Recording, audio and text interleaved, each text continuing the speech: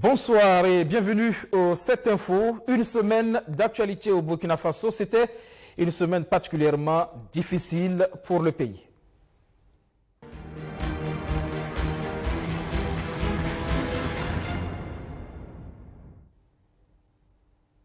C'était vendredi, il était 10 h environ, en plein jour.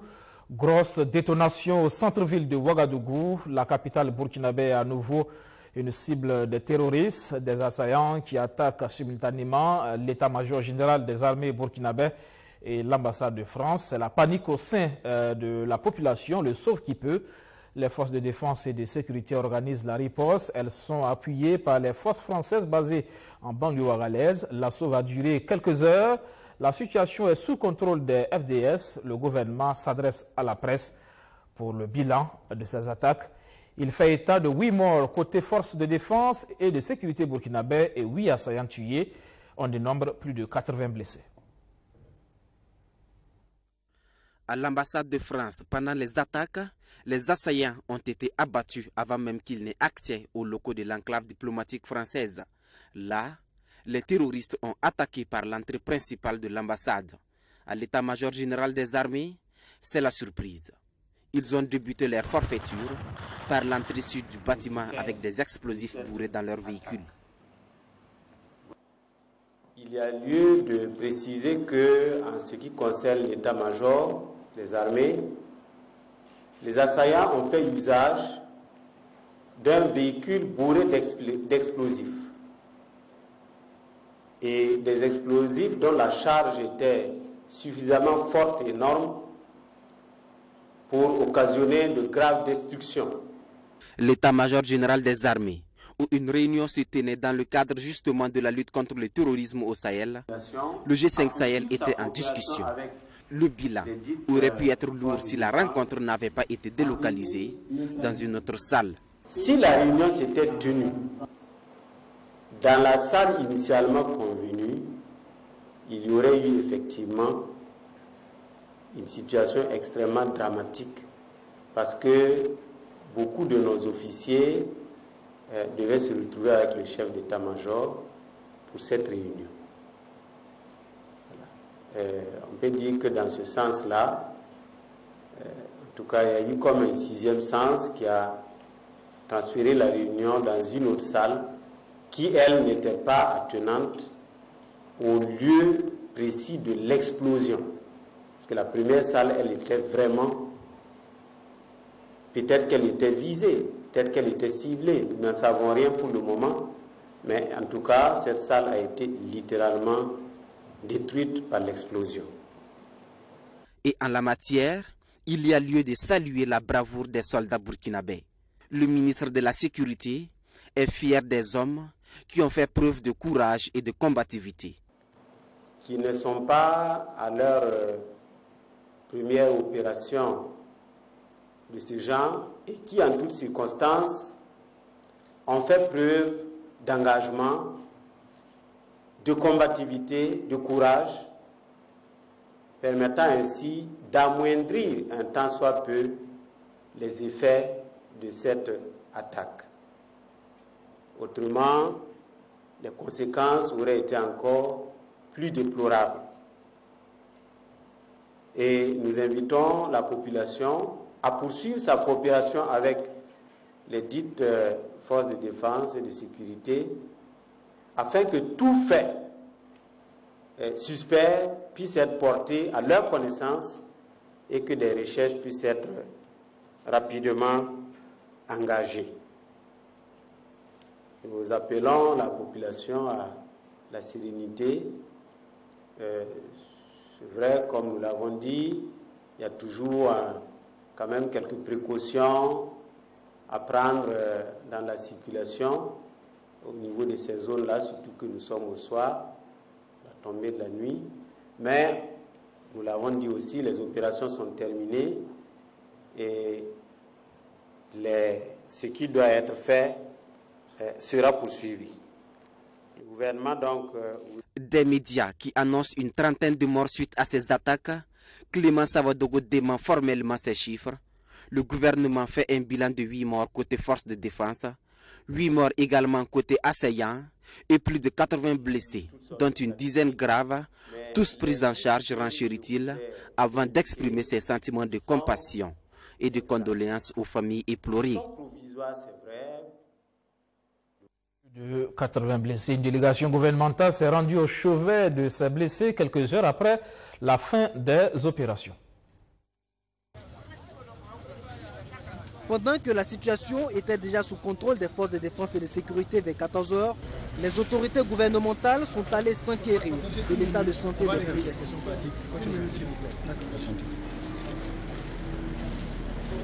4 hôpitaux de campagne ont été installés pour leur prise en charge.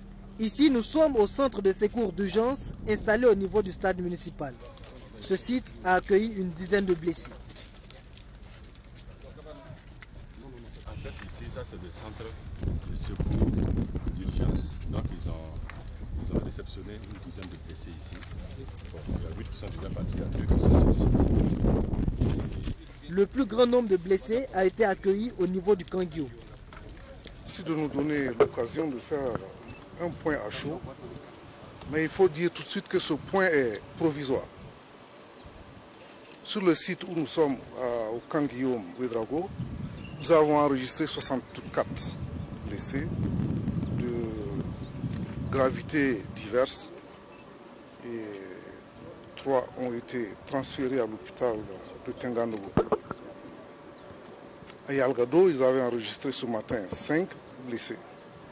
Et au niveau de la caserne de gendarmerie, camp Paspanga, il y avait 6 blessés. 3 viennent d'être transférés à partir d'ici vers le camp Sangoulé-Lanzana au niveau de Gournet. Voilà donc ce qu'on peut dire, mais c'est une situation susceptible d'évoluer parce que peut-être qu'il y a des blessés qui sont dans d'autres formations sanitaires que nous n'avons pas pu recenser. Merci. Aux alentours de 15 h, le bilan provisoire faisait état d'une 60aine de blessés, selon le directeur central du service des armées. La plupart des victimes ont été blessées par balle.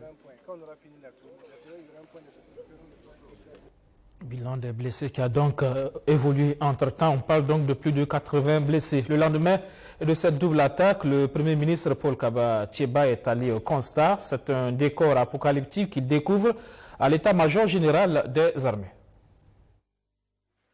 Des traces de sang toujours visibles à l'entrée de l'état-major général des armées du Burkina. Le bâtiment noirci par les flammes et les soldats toujours sur le qui-vive. Les dégâts matériels sont perceptibles de par tous les côtés du bâtiment.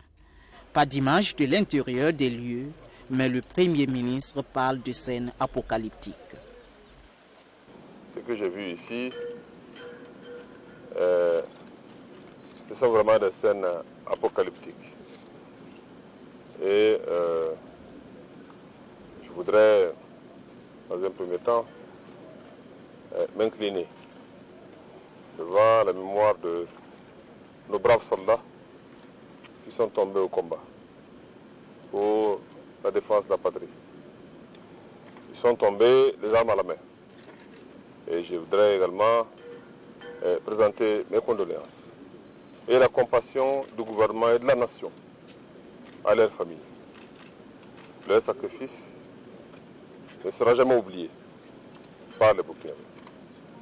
Ce ne sont pas ces attaques terroristes qui vont nous intimider. Notre pays a une vieille tradition, une tradition de courage, une tradition de combat. C'est une nouvelle épreuve qui se dresse devant nous. Nous la surmonterons tous ensemble. Pour surmonter cette épreuve, le Premier ministre pense que des leçons doivent être tirées de cette attaque. Nous avons affaire à un ennemi qui adapte tout le temps ses modes opératoires au contexte. Et nous aussi, il nous revient de pouvoir anticiper, de pouvoir donc innover, de pouvoir prendre les mesures préventives qu'il faut mettre en œuvre pour pouvoir donc prévenir ce type d'attaque. Et je crois que ce qui nous est arrivé hier, en tout cas, c'est une leçon pour nous et les forces de défense et de sécurité, le gouvernement burkinabé, tout le peuple burkinabé est rassemblé comme un seul homme. Et nous saurons prendre les mesures qu'il faut pour, en tout cas, faire face à ce type d'adversité. Le chef du gouvernement a invité l'ensemble des Burkinabés à rester sereins et à garder confiance à l'État dans cette lutte contre le terrorisme. De l'état-major général des armées, le Premier ministre s'est rendu à l'ambassade de France, deuxième cible des attaques. Là-bas, les assaillants ont été très vite mis en déroute. L'ambassadeur de France expliquant au Premier ministre et à sa délégation les péripéties de l'attaque terroriste du vendredi 2 mars à la représentation diplomatique. Selon Javier Lapet de Cabane, l'accès à l'enceinte de l'ambassade a été des plus compliqués pour les 4 terroristes. Mais ils ont fini par se trouver un passage au niveau de ce portail. Alors là, apparemment, en fait, ils ont bousculé le portail puisqu'il a été cassé. En fait, il y avait un gardien à l'intérieur, mais là, c'est un portail malheureusement qui n'était pas blindé. Donc, ils ont essayé de rentrer à l'ambassade par derrière, mais là, tout est fermé en fait. Donc, ils n'ont pas fait. Et c'est là qu'ils ont été neutralisés. Donc, ils ont été neutralisés. C'est le double feu des Français et de la gendarmerie qui ont. Pour le diplomate français, cette double attaque est une tentative de division. Le symbole est très fort, ça veut dire que les terroristes essayent de nous diviser. Et c'est évidemment ce qui n'arrivera pas. Le président de la République française a appelé hier le président du Faso pour lui parler, pour lui redire non seulement sa solidarité et pour lui donner ses condoléances pour les 8 personnes qui sont décédées hier. Mais notre objectif est évidemment ne change absolument pas. Notre objectif politique reste celui d'être aux côtés du Faso dans cette guerre contre les groupes terroristes dont on voit qu'ils n'hésitent absolument devant strictement rien et dont les moyens deviennent de plus en plus violents. Ce qui prouve ce qui renforce en gros notre volonté d'agir ensemble. 4 terroristes ont été abattus en ces lieux et un gendarme burkinabé y a perdu la vie. L'ambassadeur de France lui a d'ailleurs rendu hommage au cours de cette visite. Le président du Faso a réagi hier à travers une déclaration. Il parle d'acharnement aveugle contre l'État burkinabé. Rien, absolument rien ne peut justifier un tel acharnement aveugle contre l'État burkinabé, ses institutions, et les valeureuses populations éprises de paix, de démocratie, de justice et de progrès. Ni la quête du pouvoir, ni la cupidité, ni la vengeance, ni aucune valeur philosophique ou spirituelle, autant que la recherche effrénée de la gloire et des honneurs, ne peuvent justifier de telles forfaitures contre un peuple paisible qui n'aspire qu'à la prospérité. En ces moments d'épreuve, je voudrais réaffirmer à l'Afrique et au monde entier ma foi inébranlable à la capacité du peuple burkinabé à préserver sa dignité et à opposer une résistance farouche à ses ennemis, tant intérieurs qu'extérieurs. C'est pourquoi, face à l'adversité, nous devons rester mobilisés comme un seul homme, tout en restant intransigeants pour défendre notre vivre ensemble. Chacune et chacun de nous doit assumer son rôle et son passé dans l'humilité, pour continuer à mériter la reconnaissance des générations présentes et futures.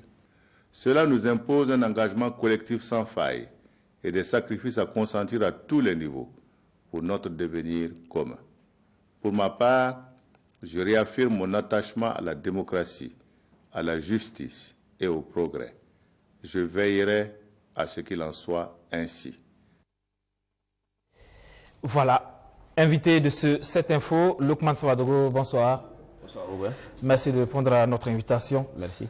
Alors, le Burkina, encore une fois, frappé par des terroristes.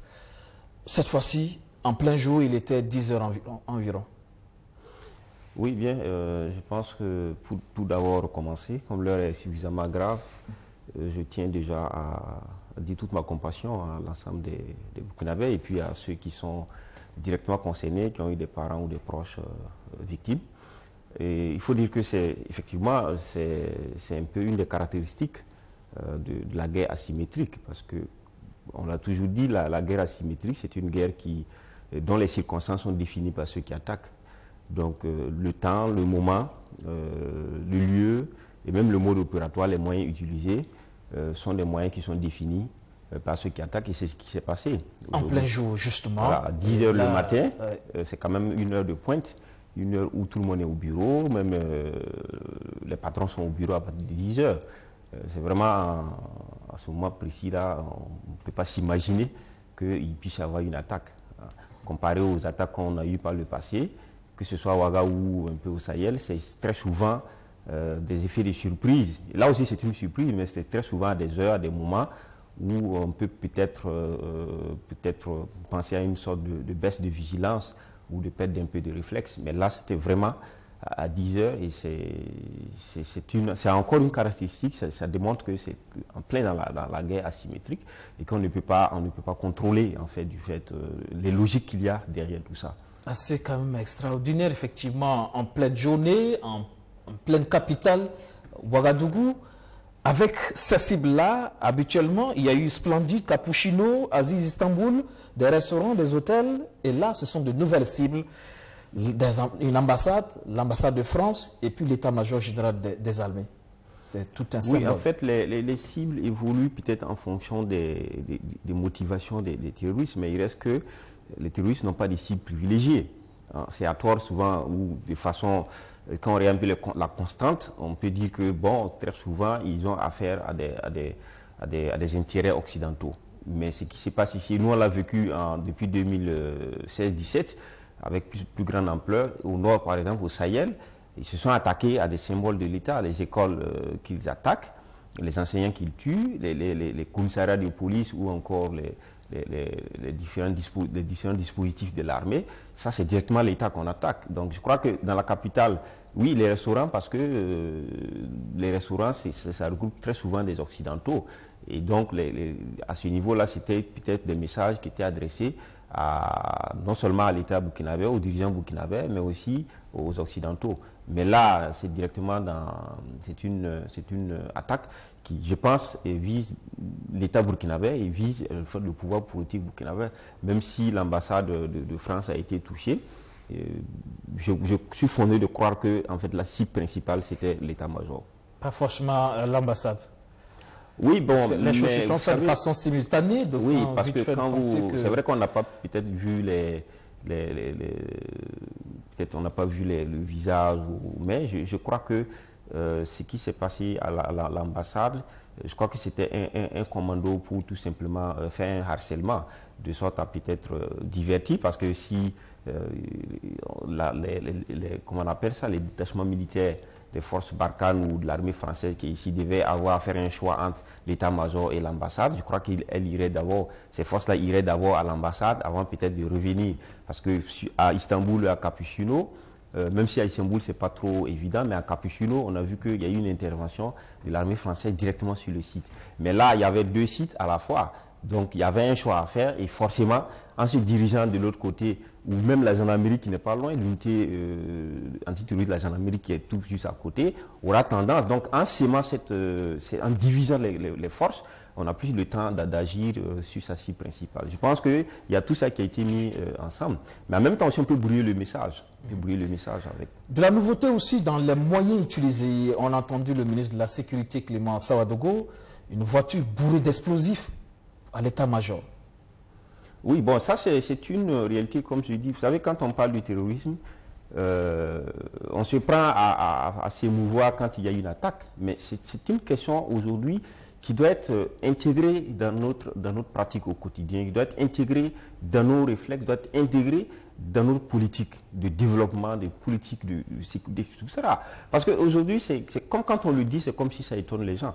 Vous prenez les questions qui sont dégagées, hein, vraiment les grandes caractéristiques qui sortent quand on parle de terrorisme, on parle de la stratégie.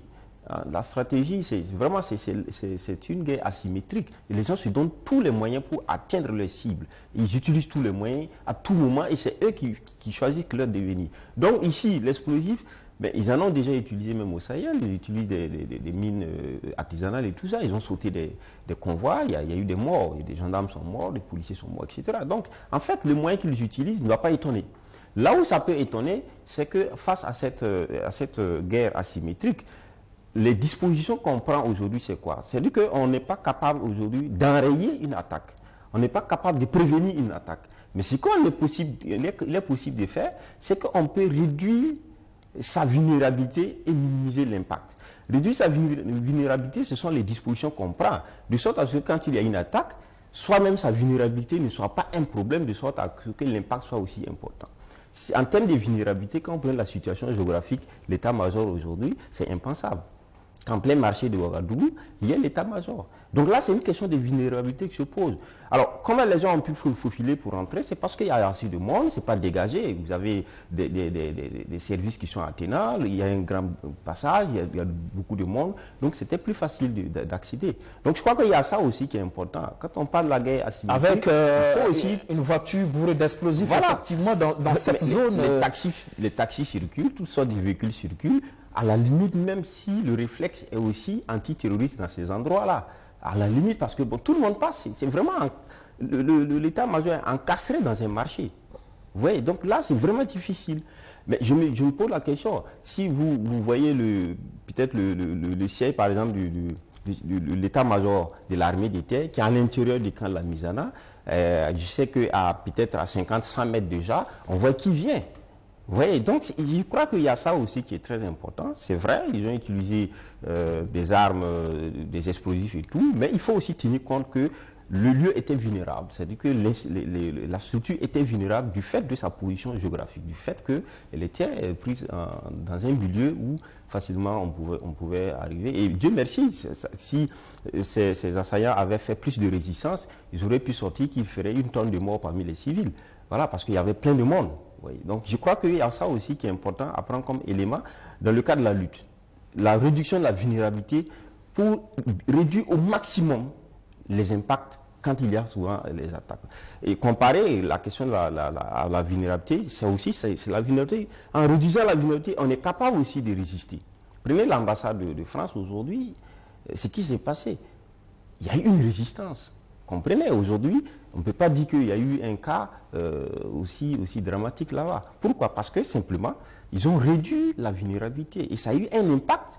Ça a eu quelque chose sur un impact. Sur l'impact qui devait arriver par la suite. Ils n'ont pas pu pénétrer comme ils voulaient, ils n'ont pas pu avoir accès comme ils voulaient, etc., etc. Il y avait des dispositions. Donc la résistance a été très forte. Quand on regarde effectivement le dispositif sécuritaire effectivement autour de l'ambassade de France, il y a des artères qui ont été déjà barricadées, il y a des barricades un peu partout tout autour de l'ambassade. On a eu un gendarme qui est décédé, mais il a contribué aussi à la résistance. Donc je crois que ça aussi c'est très important, comme des éléments qu'il faut intégrer dans le cadre de cette lutte contre le terrorisme, qui est une lutte, j'allais dire, où vous avez des acteurs qui emploient des méthodes, qu'on dit la guerre asymétrique. Donc ils ne respectent aucune logique. Donc il faut, tout ce qu'il y a contre, c'est de pouvoir réduire la vulnérabilité. Alors il est question aujourd'hui aussi de s'interroger sur une certaine complicité qui aurait pu exister dans le cadre effectivement de cette attaque contre l'état-major général des armées. On parle de cette réunion sur le G5 Sahel qui devait se tenir dans une salle. Heureusement que cette réunion a été délocalisée dans une autre salle, comme l'a dit le ministre de la Sécurité, sinon les dégâts auraient été énormes. Oui, ça il faut dire gloire à Dieu qu'il y a eu, on dit, un 6e sens pour que les choses se soient passées autrement. Tant mieux, même si déjà on déplore beaucoup de dégâts. Mais je crois que ce n'est pas le fait des complicités qui doit en fait focaliser les gens. Parce que partout les terroristes ont agi, il y a toujours eu des complicités. Il y a toujours des complicités. Ou soit, il y a eu souvent des fuites qui sont le fait, soit des complicités de façon tacite, qui sont le fait que souvent il y a des brassages qui se font entre ces personnes qui assurent notre sécurité et des personnes qui sont peut-être des terroristes qu'on ne sait pas. Donc, et de façon naïve, il y a souvent des cellules dormantes dont on ignore l'existence. Donc ils ont aussi un système de renseignement qui existe. Voilà. Donc c'est ça aussi qui est important. Donc tout ce qui dit que ce sont des complicités, si on en trouve, tant mieux. Ça peut aider à avancer dans les enquêtes, ça peut aider à réduire. Mais ça, ce n'est pas un effet sur la réduction du terrorisme parce que ça ne dépend pas de ceux qui donnent l'information ou des complices. Parce que les complices, on en crée toujours. C'est le problème ici, le vrai problème ici, c'est que comment est-ce que nous, on réduit notre vulnérabilité?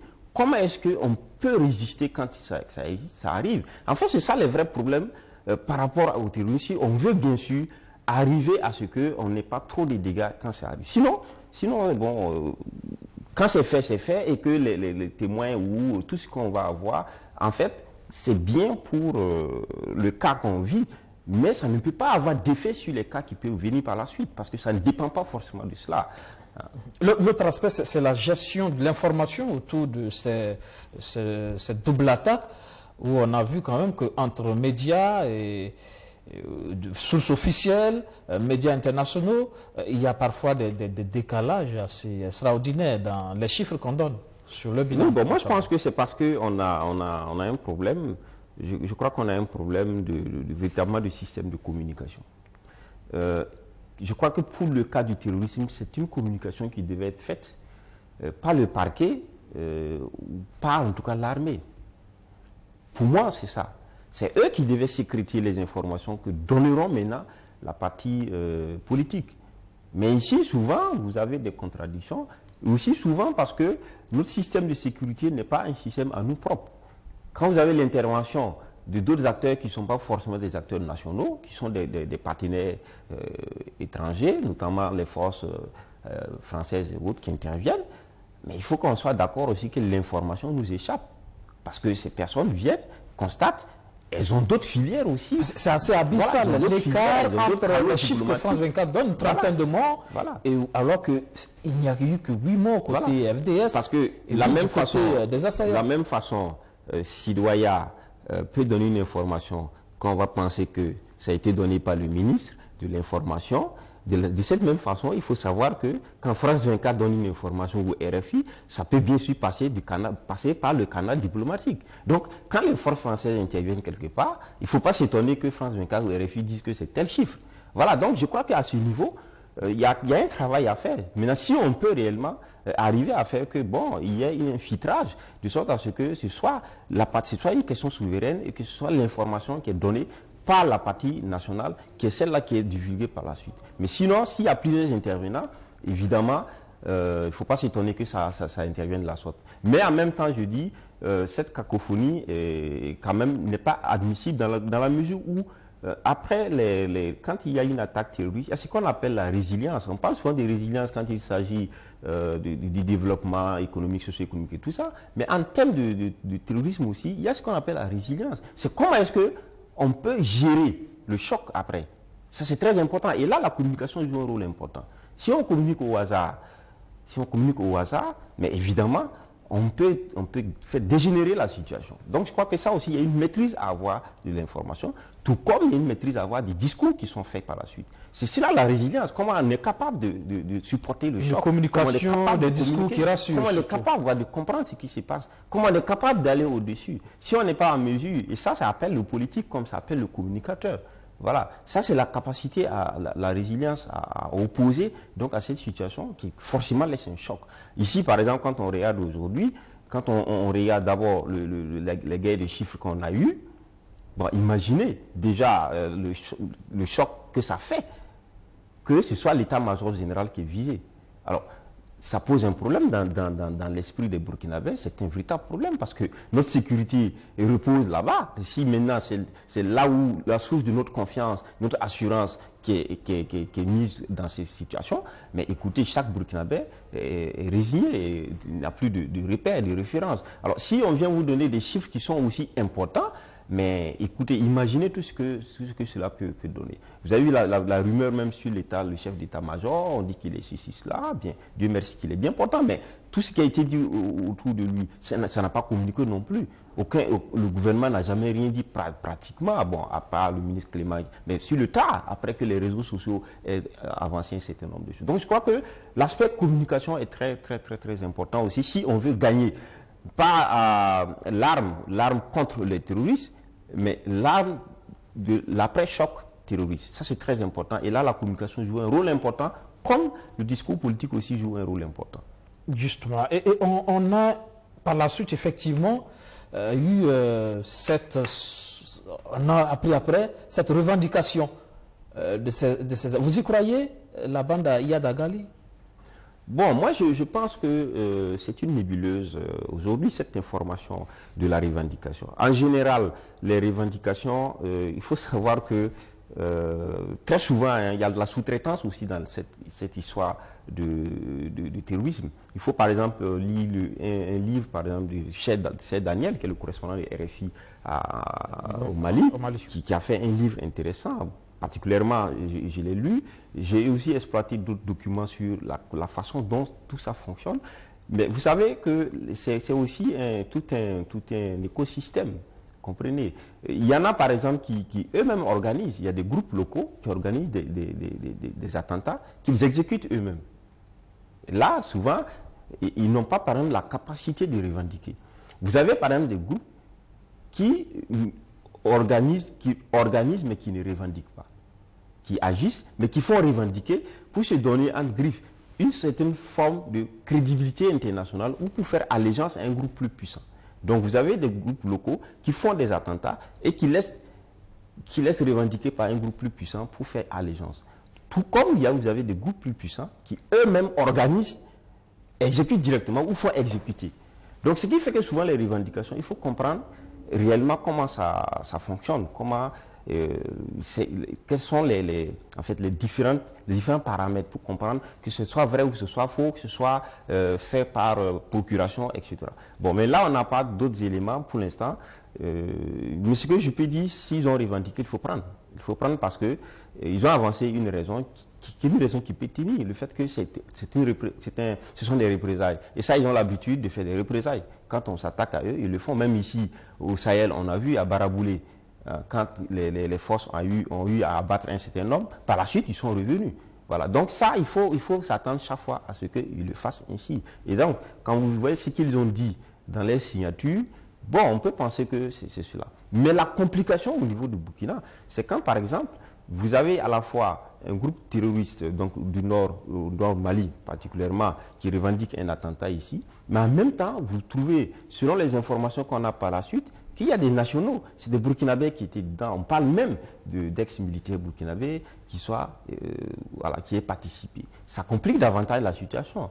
Est-ce que nous sommes en face réellement d'une incorporation des Burkinabés dans des groupes terroristes pour venir attaquer, ou est-ce que nous sommes dans une autre configuration où peut-être... c'est recrutement de circonstances. Voilà, est-ce que c'est recrutement de circonstances? Est-ce que c'est un emploi, un sous-couvert pour pouvoir agir parce que on est dans une sorte d'injustice de frustration?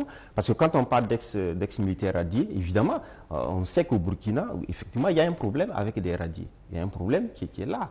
Les militaires radiés de 2011 n'ont jamais cessé de présenter leur cas et de demander à ce qu'on prenne en charge leur situation. Et ça, ils sont arrivés, ils ont tenu souvent des discours, des frustrations, etc., etc.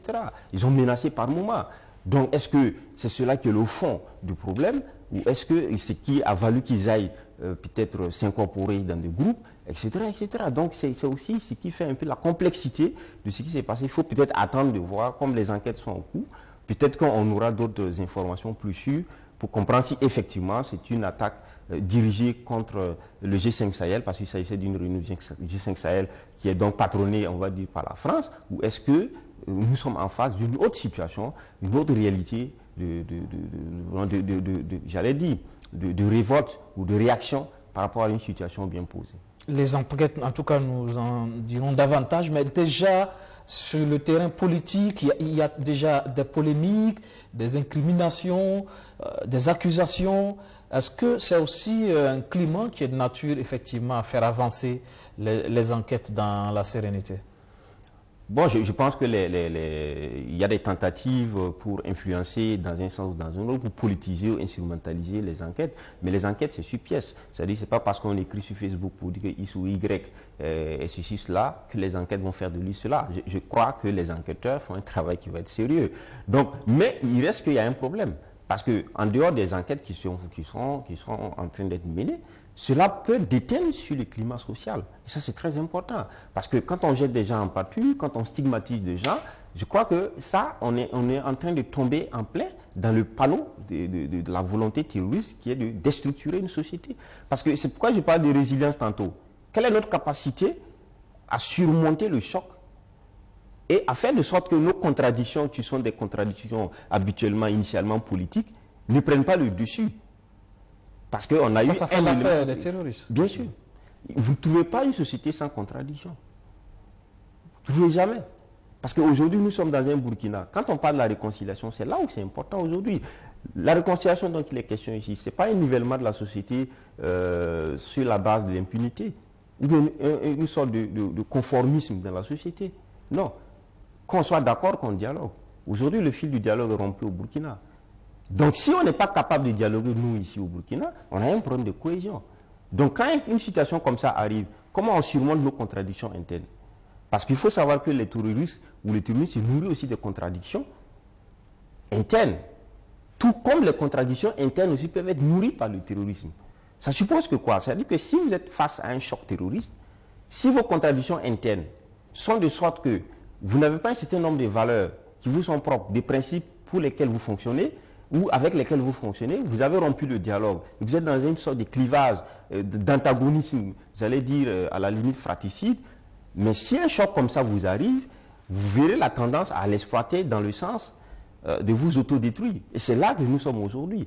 Pourtant, on aurait pu, malgré nos contradictions qui sont d'ordre politique et autres, on aurait pu surmonter parce qu'on est face à une autre situation. De sorte à présenter un visage plus uni face donc à cette réalité. Que nos contradictions passeraient en second rang et que nous passerons plus en avant la notion de patrie, de communauté de destin, face à une situation qui est plutôt une situation qui ne trie pas à l'état-major. Il n'y avait pas que les militants du pouvoir, il n'y avait pas que les militants de l'opposition. C'est parfois des instants qui auraient pu être des moments même d'impulser cette cohésion, cette réconciliation. Tout à fait. On dit que les crises sont des moments d'opportunité également. Quand on dit opportunité, ce n'est pas dans le sens seulement de faire... voilà, qu'on comprenne ça dans ce sens. C'est-à-dire que ça nous ouvre des perspectives. Et c'est ça, la crise. Mais que la crise nous serve d'autodestruction, ça c'est une réalité un peu triste. Mais je crois que normalement, ce qui est arrivé devait nous amener à dépasser certains clivages, à dépasser certaines contradictions et à faire face. Malheureusement, ce n'est pas le cas. Pourquoi? Parce qu'on avait rompu. Je dis, on peut se contredire, mais le dialogue, c'est un protocole qu'on a. C'est-à-dire, on peut ne pas s'aimer, on peut s'opposer. Mais on ne rompt pas le dialogue pour autant, parce que c'est dans le dialogue qu'on s'oppose. Mais quand on rompt le dialogue, et qu'on se donne dos à dos, mais vous comprenez que dans cette société, évidemment, quand vous avez un choc comme celui-là, qui est un choc à la fois psychologique, mais vous n'avez pas d'autre solution. Et c'est ça que nous présentons aujourd'hui comme situation, et c'est pourquoi tout ce qu'on voit aujourd'hui comme discours n'est pas un discours qui s'élève, qui va au-dessus. C'est un discours qui reste tout simplement dans les mêmes, j'allais dire, dans les méandres de nos divisions. Et ça, c'est vraiment triste et c'est malheureux. Si nous continuons sur cette lancée, chaque fois qu'on aura un choc, si ça doit nous permettre, ou ça nous amener, nous entraîner à descendre davantage dans nos clivages, je crois qu'on finira par avoir une société totalement déstructurée. Ça c'est la crainte qu'on peut avoir. Donc il nous faut aller au-delà et c'est pourquoi je pense, et certains l'ont déjà dit ailleurs, le discours du président du Faso par exemple, il y a quelque chose à redire par rapport à ce discours, qu'on n'a pas trouvé un discours qui en réalité nous amène au-delà des contradictions qu'on a, qui sont des contradictions propres à nous. Mais on a senti des éléments par exemple, des éléments qui sont restés au niveau donc de la séparation, de la division, etc. Donc ça, je crois qu'il faut que l'homme politique arme mieux son discours parce qu'il nous faut un discours qui est dominant. Face à des situations comme ça, des crises aussi profondes, il faut des discours qui sont dominants. Et ces discours dominants doivent être des discours qui orientent vers l'avenir. Et ça, c'est très important. Vers les solutions surtout, vers des solutions. Problème, parce qu'en pareille circonstance, ce qu'attend la population, ce sont les solutions, ce n'est pas forcément les causes. Non, bien sûr, parce que bon, le terrorisme, c'est connu. Vous allez connaître les causes, mais ce n'est pas les causes le problème. Donnez-moi une cause du terrorisme aujourd'hui, il n'y en a pas. Mais on subit. Tout ce qu'on va dire là, ça ne peut pas nous empêcher de ne pas subir. Parce que la volonté de nous faire subir ne dépend pas de nous. Le problème, c'est comment est-ce qu'on voit l'avenir? Comment est-ce qu'on organise pour l'avenir? C'est ça qui est important. Après une crise terroriste, il faut vous attendre à une deuxième crise. Et entre deux crises, comment on se prépare? Capuchino est passé, Istanbul est passé, aujourd'hui c'est l'état-major, hier c'était Samouragouan, c'était Baraboulé, c'était aussi Nassumbu. Donc les crises se suivent. Et depuis là où est-ce qu'on a trouvé les causes? On ne les a pas trouvées. Par contre, ce dont on est sûr, c'est qu'on n'est pas à l'abri. Donc je crois qu'il y a beaucoup à faire que d'utiliser ces moments-là pour essayer à guerroyer sur, en fait, nos questions purement, j'allais dire purement domestiques. Je pense qu'on devrait montrer plutôt... plus de hauteur. Plus de hauteur, hein. Ça c'est vraiment ce qu'il nous faut. Et y compris la société civile, y compris les acteurs, tous ceux qui ont la capacité de prendre la parole dans l'espace public. Il faut qu'on essaie de civiliser. Il faut qu'on essaie de comprendre qu'on a un instinct. On a un instinct qui est un instinct j'allais dire, de sauvegarde nationale. Et si on ne l'a pas, c'est déplorable. Mais on risque de conduire le pays à la fracture avec ça. Et c'est pas bien. Et on apprend que la nuit dernière encore, il y a eu une tentative. Hein? Voilà, c'est pourquoi je disais que tout ça, ça complexifie en fait la lecture qu'on peut avoir de cette situation. Parce que habituellement, quand il y a un acte terroriste, quand c'est fait, c'est fait. Parce que ce qui est là, et qui est un peu, c'est l'aspect suicidaire des gens qui viennent. Voilà. Parce que devant l'ambassade, eux-mêmes, ils ont d'abord incendié le véhicule qu'ils sont venus avec. C'est dire qu'ils sont venus pour se faire tuer. Voilà. Donc, mais si après un attentat, par la suite, on a un harcèlement de nos forces, 24 heures après, bon, je crois que ça pose des problèmes. Sommes-nous vraiment, réellement en face d'une, j'allais dire, d'attaque terroriste, ou est-ce qu'il y a une autre situation qu'on n'arrive pas totalement à maîtriser? En tout cas, ça reste à voir. Mais ça pose quand même des problèmes que les questions, je veux dire, que les incidents armés se multiplient en l'espace de 72 heures de la sorte et s'enchaînent. Je crois qu'il y a vraiment à apprécier mieux cette question.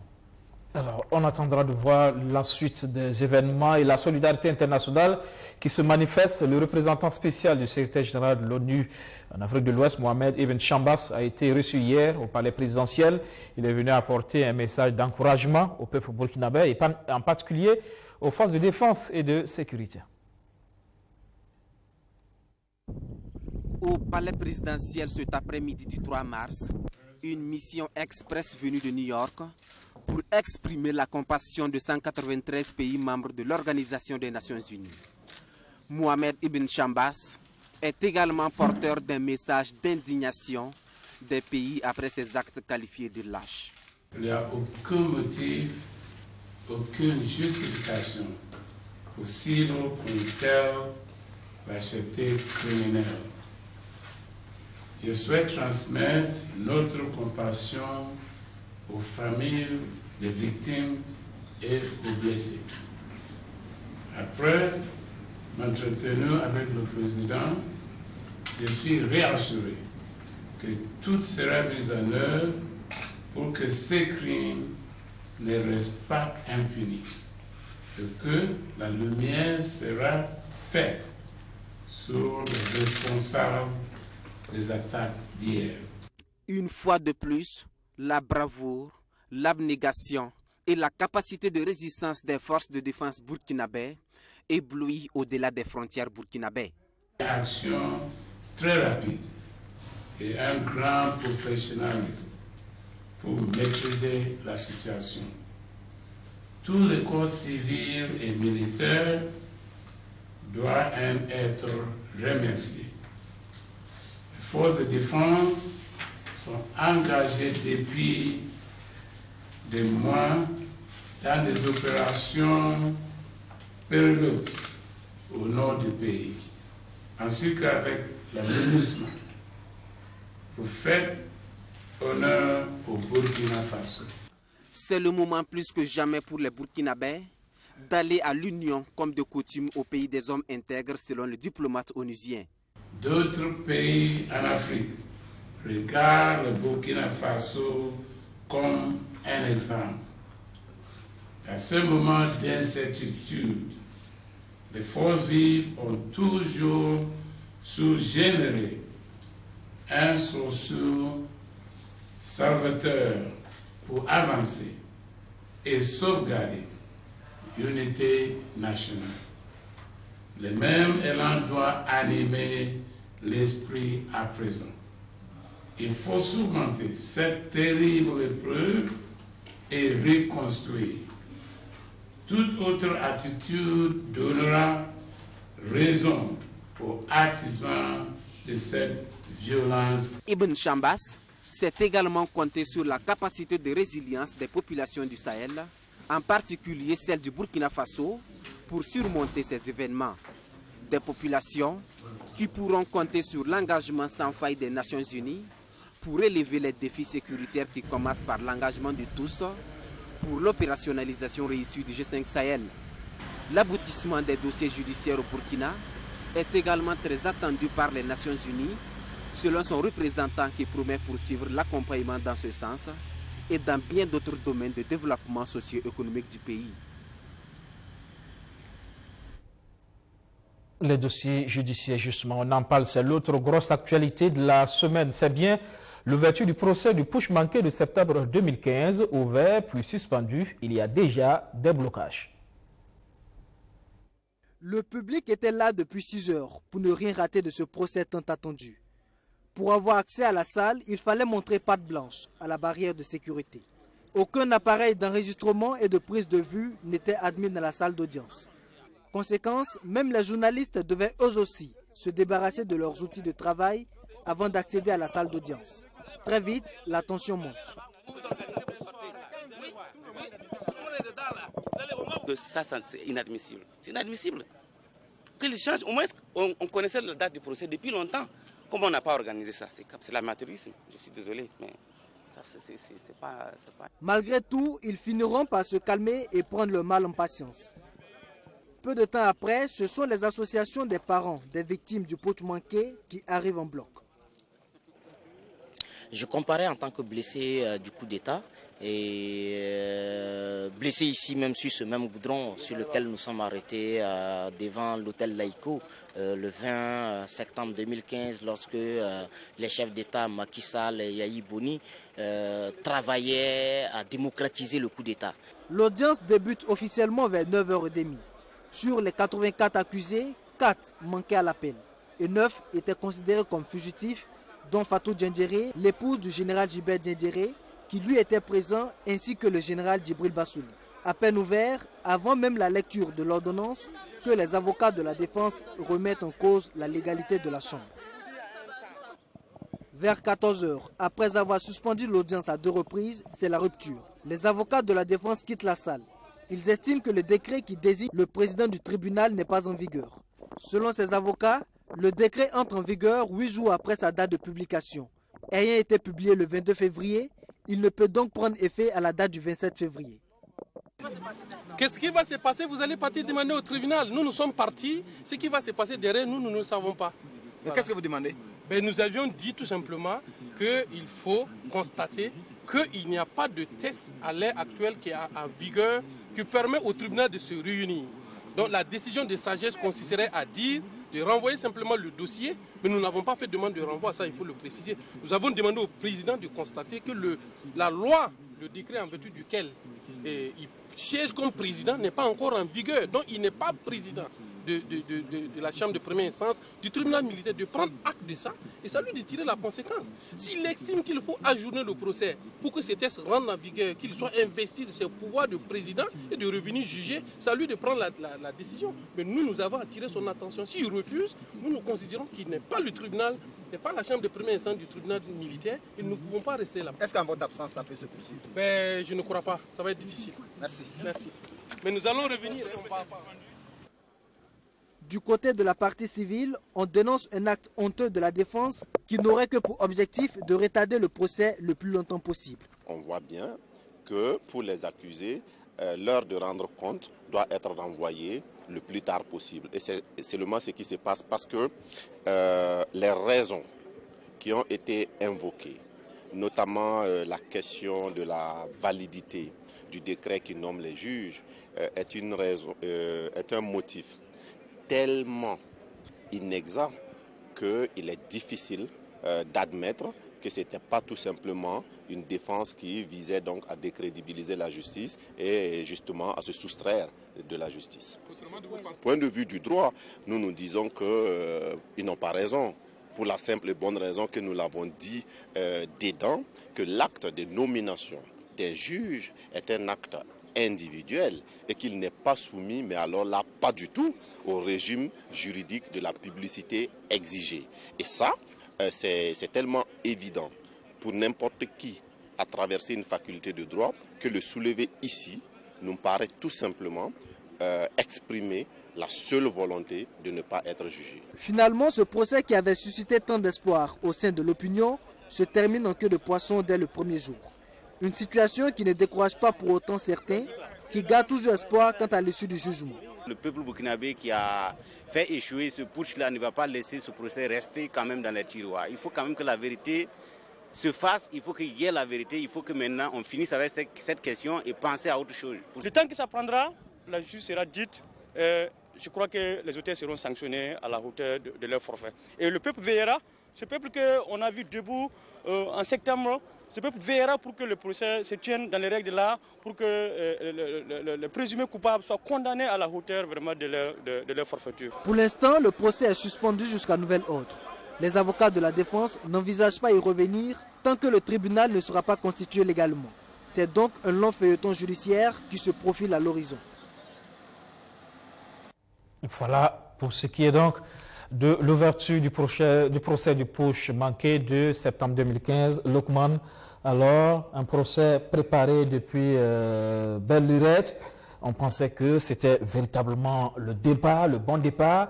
Et là, comment est-il possible qu'on n'ait pas pensé à ce détail avant la programmation de ce procès? Non, moi je pense que le procès a peut-être été très bien préparé du côté des avocats, mais très mal préparé du côté tout simplement du tribunal militaire, parce que ce qui se passe, vous savez, quand les détails sont très importants, et comme on le dit, c'est la forme qui tient le fond en l'état, et en matière pénale, c'est précis, les choses sont précises. Donc je crois qu'ici, et les gens, il faut aussi comprendre qu'un procès est pédagogique. C'est pourquoi il y a la défense. C'est pourquoi justement, on éprouve notre démocratie, notre règle démocratique, et notre justice. C'est ça, parce que pourquoi on parle de justice équitable à la fin? C'est parce que justement, on veut une bonne administration de la justice qui va aboutir à une vie équitable. Donc ce qui fait que tout ce qu'il y a comme, j'allais dire, comme scorie et autres, comme problème, il ne faut pas laisser pour dire c'est un détail, ce n'est pas un détail. C'est-à-dire que tout doit aller dans l'ordre. Dans tous les cas, le jugement, il va se faire dans la mesure où le procès est déjà ouvert, il aura un jugement. Mais maintenant, il faut s'attendre à ce que le droit là soit dit dans un processus où il y a une administration normale de la justice. Et c'est très important, c'est un principe. Du côté de la partie civile, on estime que l'acte de nomination, c'est un acte individuel, donc il n'y a pas de souci. Oui, mais vous savez, ce sont des faux les arguments avancés par la défense et par les avocats de la partie civile, il n'y a que la décision du tribunal qui, en fait, emporte la vérité. Et qu'est-ce que le tribunal a décidé, en fin de compte? Voilà, c'est ça qui est la vérité. Donc je crois que les arguments des avocats, ce sont des arguments, ce sont des moyens qu'ils avancent. Mais la vérité reste avec ceux qui jugent, les juges qui sont censés trancher les arguments qui sont avancés ou les moyens qui sont avancés. Donc je crois qu'ici, les avocats de la défense, ils n'étaient pas non plus dans le décor. Ce qu'ils ont dit, c'est exact. Un acte qu'on publie, abstraction faite de débats qu'on peut décoller autour, mais il est dit que l'acte, quand il est publié dans un journal officiel, je crois que c'est 8 jours maximum, 10 jours. Ici, on l'a publié le 25. La question qu'on doit se poser, c'est pourquoi le tribunal militaire insiste tant pour tenir un procès, mettre en place une cour sans tenir compte des formes.